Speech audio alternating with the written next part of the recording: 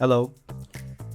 We have a plugin that allows our customers to automatically save their order data into a selected Google Drive folder. Previously, the plugin was operating using older access tokens. However, due to recent company rebranding, we no longer have access to old Google app and have created a new one. Right now, the plugin works with the old access tokens, but when we want to generate a new one, we are getting in this error. So let me show you how the system works. So upon login in the plugin, users are presented with various configuration settings like this. So you can select Google Drive folder.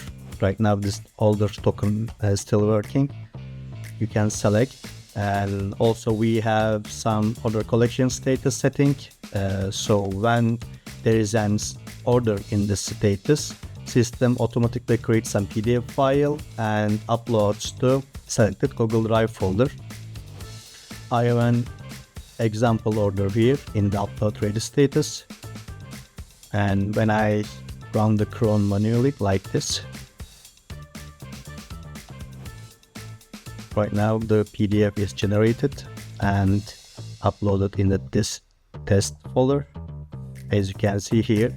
So the plugin works like this. We just need to implement a new Google app to work with the new plugin.